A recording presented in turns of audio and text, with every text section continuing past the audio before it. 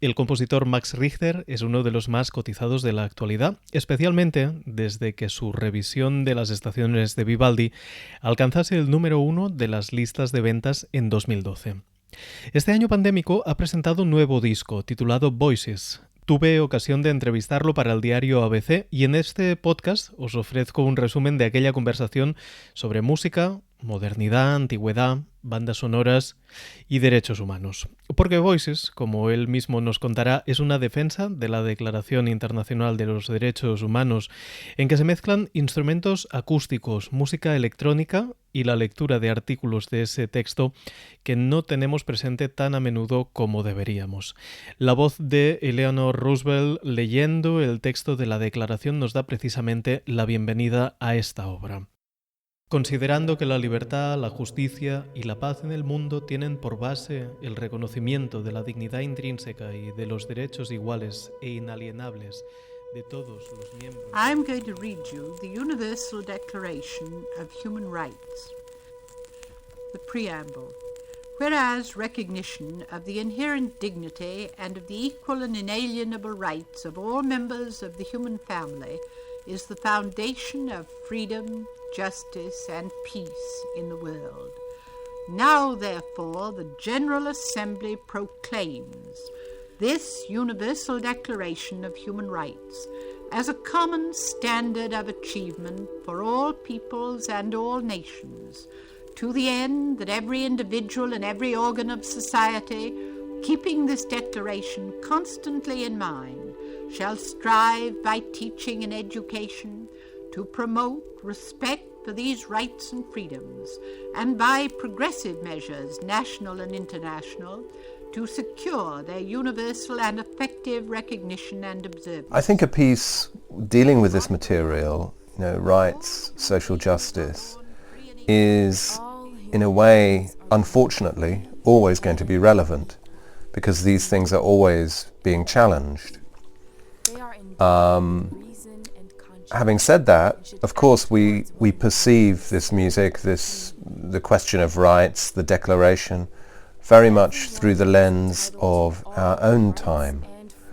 And our own time, obviously the spotlight is really on the situation of the COVID pandemic, of populist politics, authoritarian politics, and most importantly, of course, the situation around racial politics and Black Lives Matter and the questions being faced there. So, the question of rights and justice is always relevant because, these things in a way are always under threat. But, of course, we view it very much through the lens of our own moment.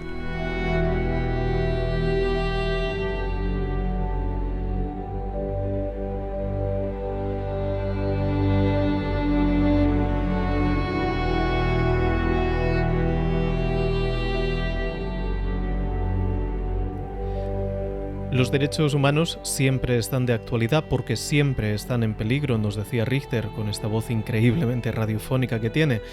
Voices, de hecho, se empezó a gestar hace 10 años cuando vio, como todos nosotros, aquellas imágenes de Guantánamo y las torturas que ahí se producían. La diferencia es que él sintió la necesidad de crearse un espacio desde el que pensar, lo que equivale en su caso a componer música. Well, the piece starts around about 10 years ago, in the shadow of the events of Guantanamo. When I read about what was happening there and the other things that were going on at that time, I was shocked. And I wrote this piece, Mercy, which is the last piece on the record, really in response to that, as a place for me to think about it in a way. And from that, the idea of a bigger piece evolved. Julia, my partner, and I thought about, making a bigger piece, which would be a music and film piece on this topic. And the idea of the declaration came about really from my sense that I wanted to make a piece which wasn't focused on the problems, if you like, but focused on the solutions. So I wanted to make a piece which, in spite of this very challenging time, and in a way, it almost feels a little hopeless sometimes, nevertheless had a kind of a positive message, something hopeful about the future.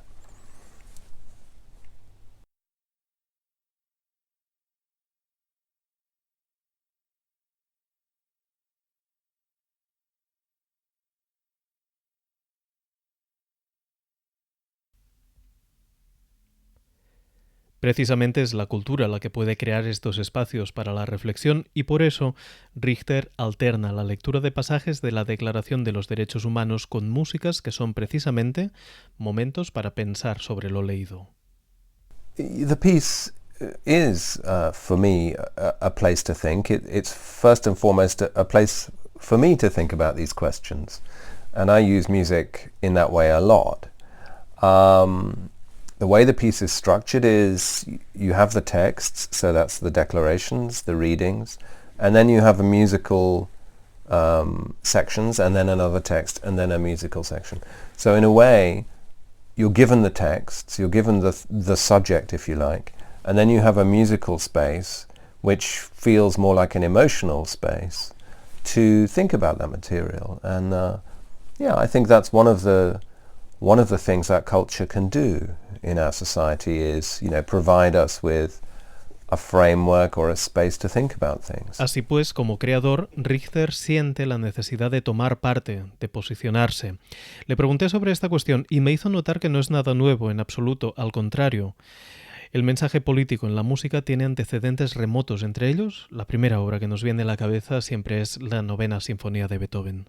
Yes, I mean the idea of music as a setting out of an idea or a philosophy, it goes back a long way, and the idea of music as if you like, having an activist position, that also goes back a long way.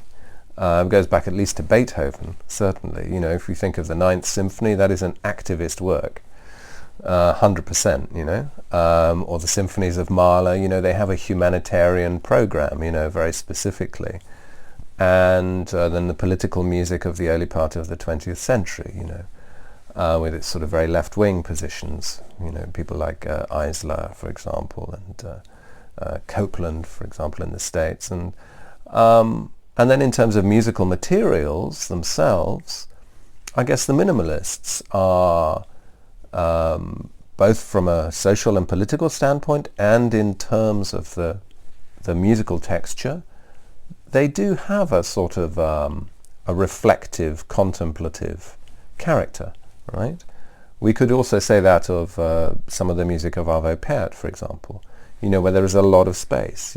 While the piece of music is being played, you already have the opportunity to reflect on it. So I like music that offers that, that has enough space in it for you to think about the piece of music while it's actually happening. So yeah, I enjoy that. Buscando soluciones más que recrearse en los problemas, Richter da protagonismo a los instrumentos graves de la orquesta en vez de reservar el lugar más destacado a los violines, como es habitual. Es un ejercicio, dice, para buscar la luminosidad a partir de un material oscuro, como una búsqueda de una nueva esperanza. I wanted to try and, reflect my sort of emotional response to our situation in a very direct way. And in a way, turning the orchestra upside down also presents a compositional challenge. It's a compositional puzzle to solve. And in trying to solve that, or in solving it compositionally, it has a metaphorical dimension, this idea of making, like in alchemy, medieval alchemy, making gold out of the base material, this idea. So it's transformational. And I think there's something quite hopeful about that, being able to make something which has a sort of luminosity, but out of this dark material, That's, in a way, the question we're all faced with now.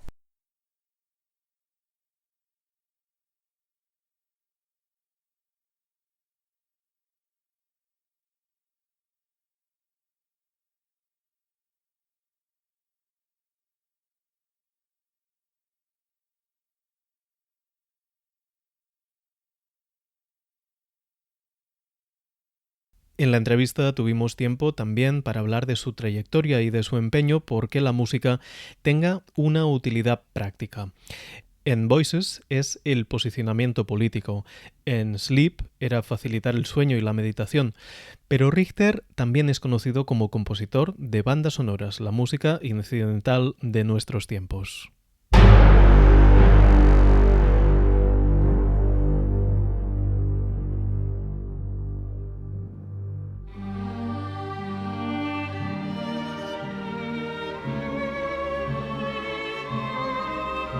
The Leftovers, Black Mirror, Ad Astra, como compositor quiere ir, dice, más allá de la simple expresión de su propio ego, una manera de entender el arte que se acuñó en el romanticismo.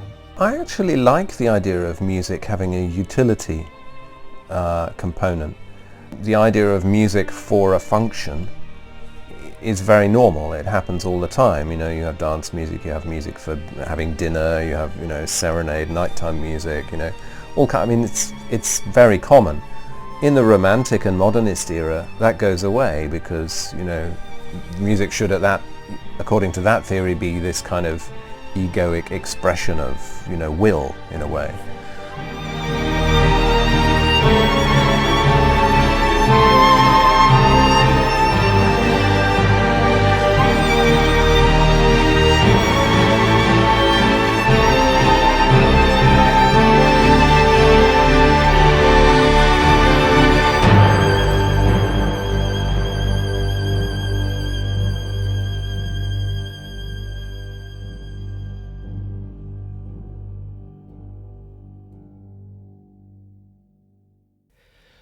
Como hemos dicho, la fama le llegó con su recomposición de Vivaldi. No me quedó claro qué utilidad práctica tenía ese ejercicio en concreto, pero Richter explica que para él es una manera de dialogar con el pasado, porque en la cultura también es tender puentes con personas con las que nunca has hablado ni hablarás.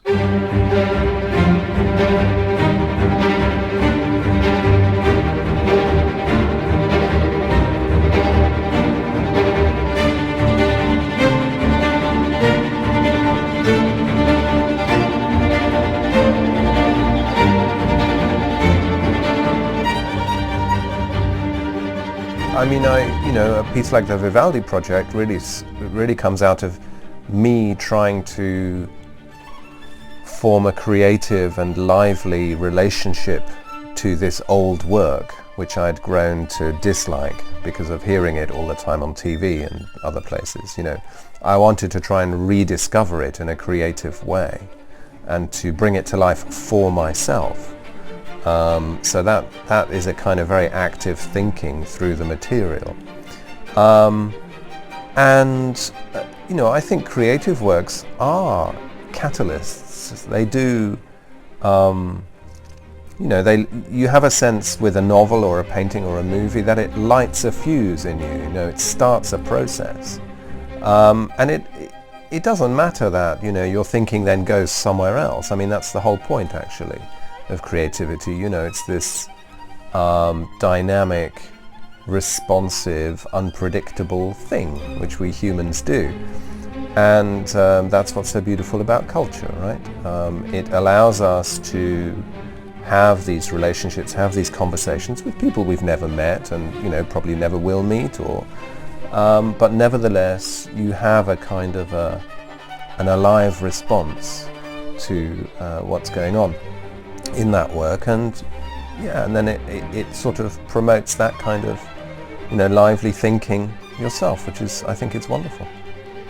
Para el final, me he dejado la respuesta a la pregunta de si está satisfecho con el resultado de 10 años de trabajo en Voices. No os perdáis la respuesta porque tiene su miga. Recordad en todo caso que podéis escuchar otras entrevistas en otros compases de Cantátame y seguirme en las redes para no perderos nada. Me encontraréis como Pep Gorgori y en el web lasoledadsonora.com. Works aren't really finished, they're just abandoned, or the deadline happened, you know, or... So I